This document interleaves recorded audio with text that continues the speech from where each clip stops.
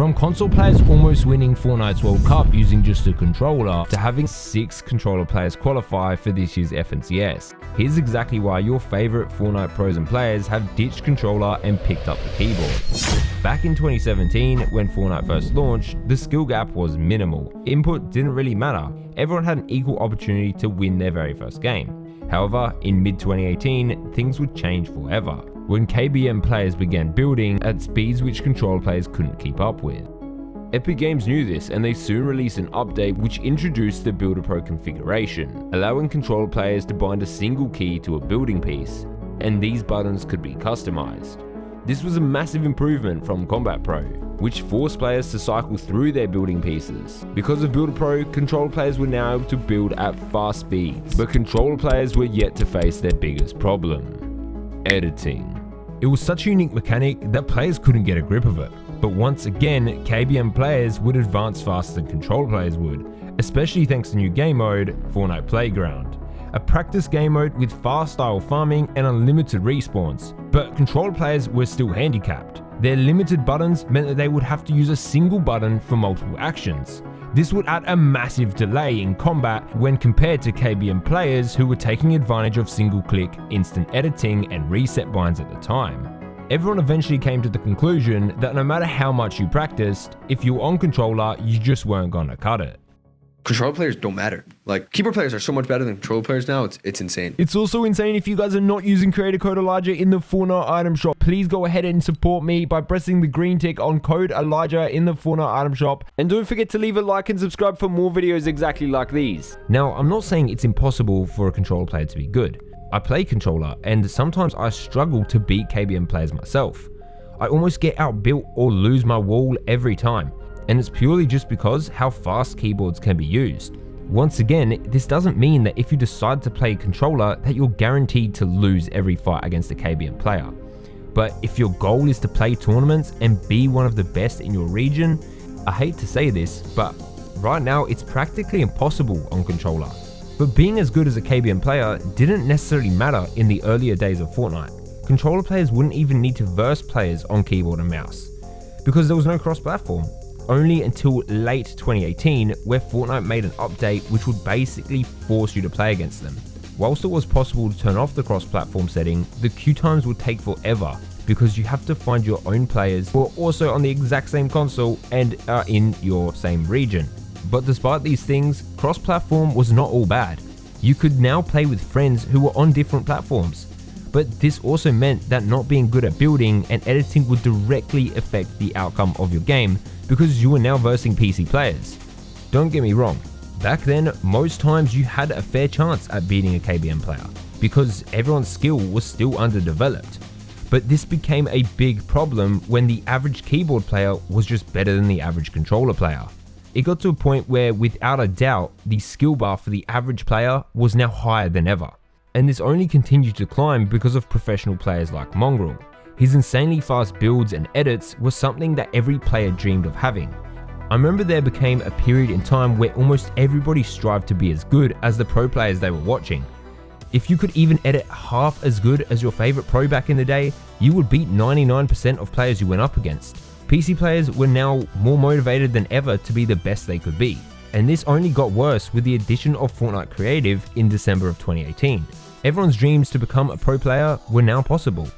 You had more time and creative freedom to practice as much as you liked. And the desire to be the best only got worse when Epic Games announced Fortnite's first ever tournament. It introduced large prize pools for winners, and people were so hyped.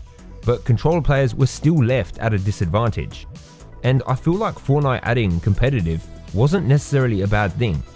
It's just that keyboard has so much more possibilities to be so much better. This was probably the first point in Fortnite history where most players who wanted to take Fortnite to the next level just completely left controller and switched to keyboard and mouse. I even considered doing it myself at one point. The only reason why I didn't was because I just considered myself as a casual player, so there wasn't really much reason for me to do so. It eventually got to the point where you had some brand new players who just downloaded the game that very day having to play against players who were trying to enter the next FNCS. Players were all forced to verse each other. There was nothing that was separating the best from the worst, the competitive from the casual.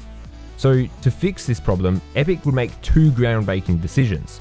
They first released a competitive game mode to bring sweats away from standard casual play, but it didn't work completely, so they made a second change, which was to bring in skill-based matchmaking, which essentially means the better you perform, the harder your next game would be. But it doesn't solve the root cause of the problem, which is that controller players were still left unable to beat decent keyboard players.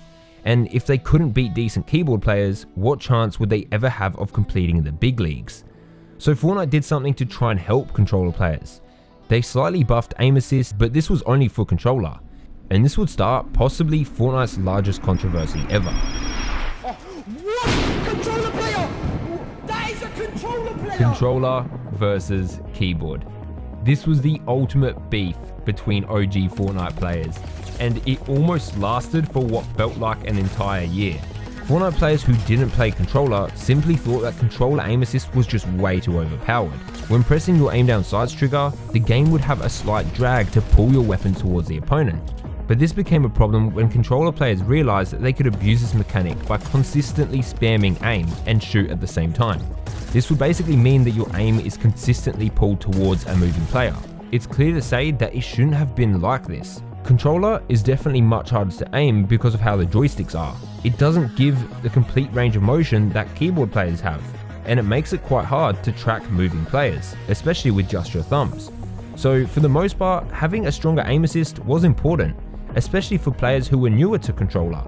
They needed aim assist more than anybody, and Epic Games knew that controller needed aim assist. For that reason, they were hesitant to drop its strength. The Fortnite Pro community ended up getting so fed up with controller and aim assist and how overpowered it was, so they just began to switch to controller and play their tournaments so they could have that one teammate who just spams L2, and the other would rotate, build, and do the harder fights up close. Epic had to do something.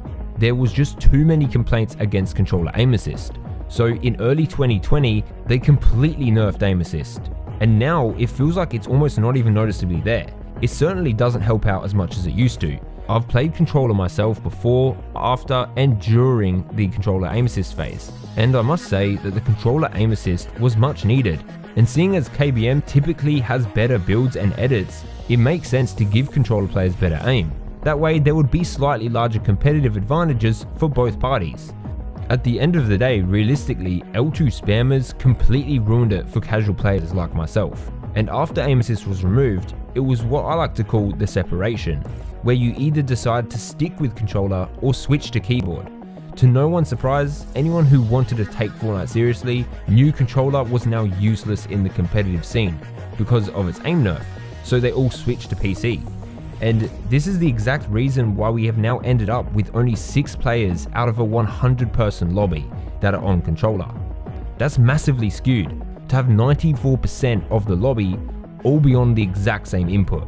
And I feel like something will eventually change, but I'm not sure how long it'll take. It'll probably get to the point where 100% of FNCS lobbies are just filled with keyboard players.